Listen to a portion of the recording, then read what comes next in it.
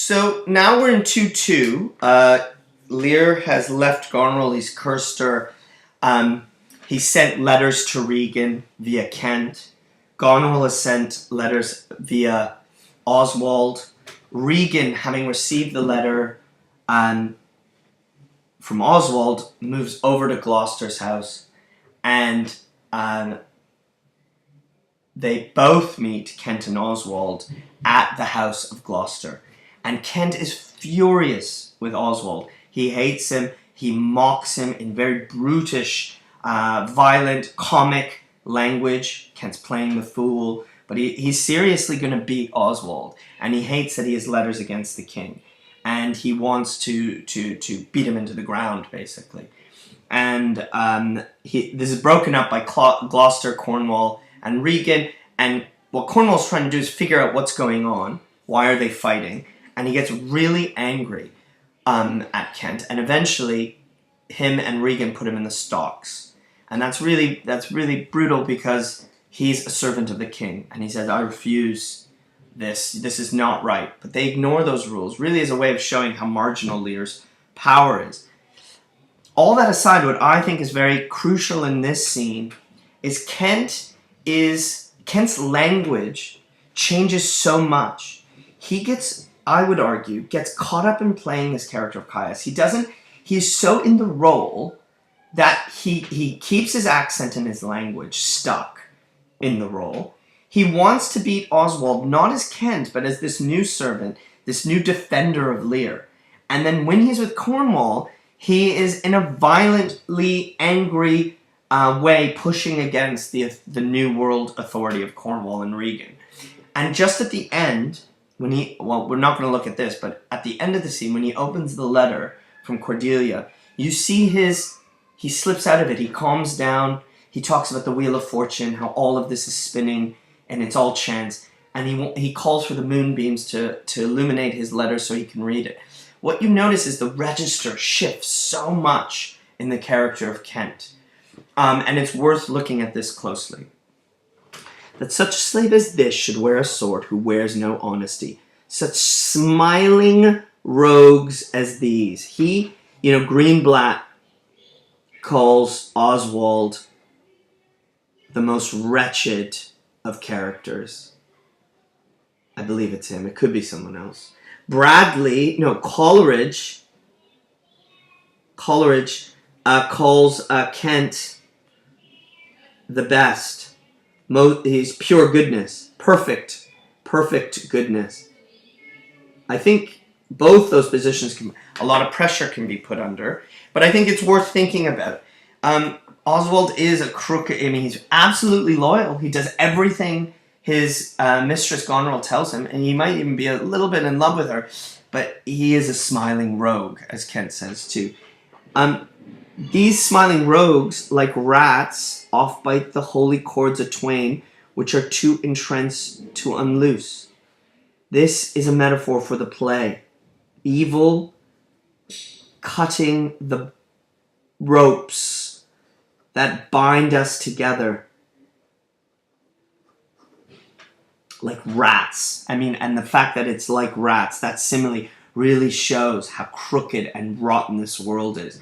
The smiling villain of Oswald is the teeth of him are what are emphasized.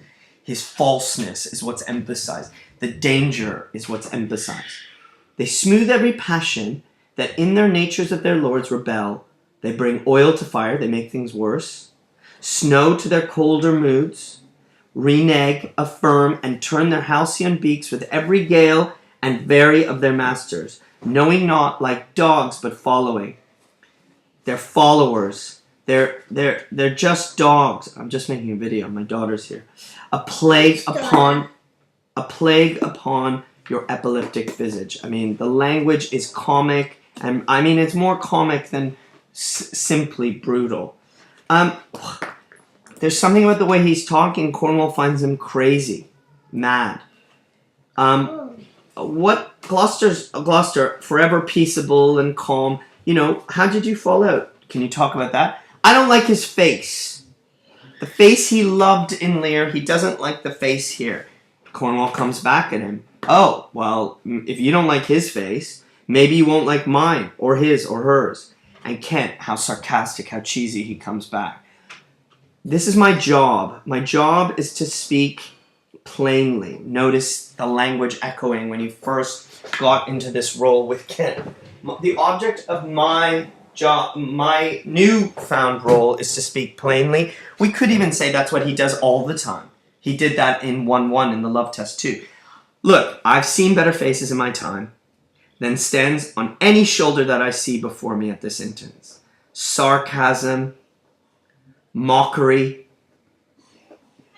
He has dignity, honor, and he is speaking. He is changing his register to critique power. To critique power. Cornwall comes back. He's very angered by this. This is some fellow who, having been praised for bluntness, so someone said he's really blunt and plain. Now he gets a saucy roughness. He takes liberties in being jokey and rough and constrains the garb quite from his nature. So he wears this clothes a little bit differently than how he is. He won't flatter. No, it's impossible. He has to speak truth. He won't flatter. He has to be truthful. And they will take it. If not, he's plain. You have to, this kind of way of being, the way Cornwall's saying, the way this slave, this servant's being is, if you don't accept what he's saying, it's your fault, because he's just saying the truth. He says this is a type of foolery, and there's a craft in it, which has corrupter ends, which is he's actually mocking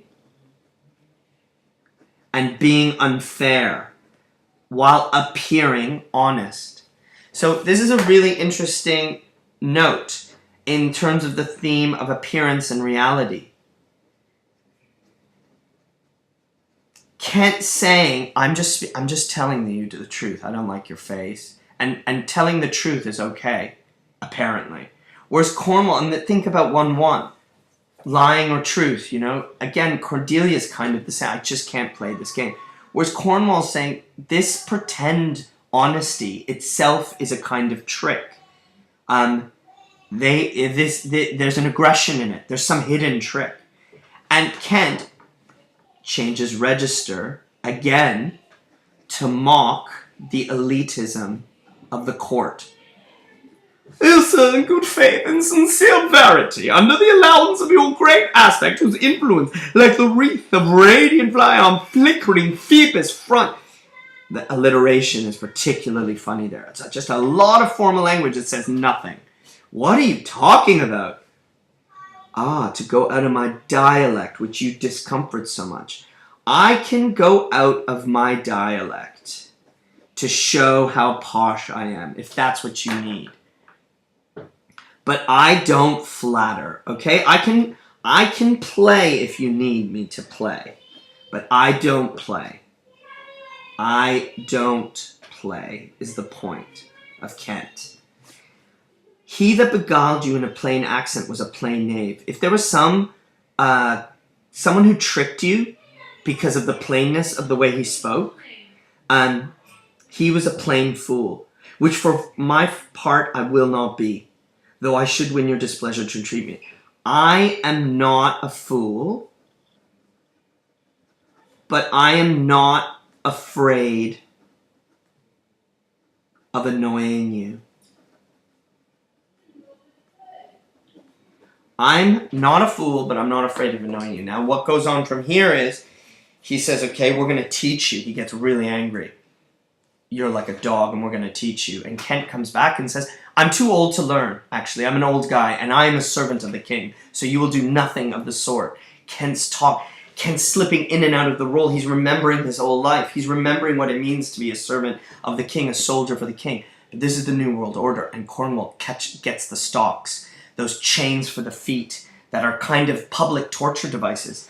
And he says, put him in till noon. And Regan immediately jumps on top and says, noon? No way, not noon. Till night, all night. All night I want him locked up. And that torture is heavy, and Kent is very upset, but he accepts it. Gloucester says, oh, this isn't right. He protests, and then he says, I'm going to go try and argue for you inside. So even Gloucester tries to, in his small way, maneuver in between negotiating with power. But he can't do here what Kent does, which is openly mock power. Or what the Fool does through a very intimate way. Or even what Kent did to Lear and openly defy. The relationship between power and punishment is very present, very subtle in these scenes. What I want to emphasize is how Kent is playing this role, and in it is getting so lost in the role that his language and his behavior gets muddled. And now, at the end of 2:2, on his own, he reads the letter from Cordelia, and he waits. And he talks about the Wheel of Fortune. And he talks about how chance has spun him and brought him to this point. And he is resigned. He waits. Hopefully this Wheel of Fortune will turn again and go in his favor. But he doesn't, the gods can't really help him. It is chance. And there is a hope in that. But there's also a nihilism, a fear in that moment too. Is this play, that is what's so remarkable about King Lear. Within King Lear is simultaneously the notion that there will be hope and goodness, and there may be nothing. There is a nothing in this world. And that is why that nothing haunts throughout the play. You are going to be writing about Kent and his ability to serve, okay? You could explore it or compare his transformations and Edgar's transformation. You could interrogate or explore Coleridge's notion that he is the character of pure goodness in the play. You could put pressure on that. I mean, yes, definitely you could defend that idea. But there is problems with that too. Kent does beat Oswald. I mean, he has reason to beat him, don't get me wrong, but is his beating of a servant indicative of a greater kind of attitude? Is that perfect goodness? I don't know if it is. If his loyalty shows perfect goodness, why doesn't Oswald's loyalty also show perfect goodness? That's an interesting thing to put pressure on. Is being loyal itself a good, or is being loyal to something that is right what is good? Believe me, this play puts a lot of pressures and interrogates these concepts really heavily. I'd love to see you explore that using AO1 and AO2.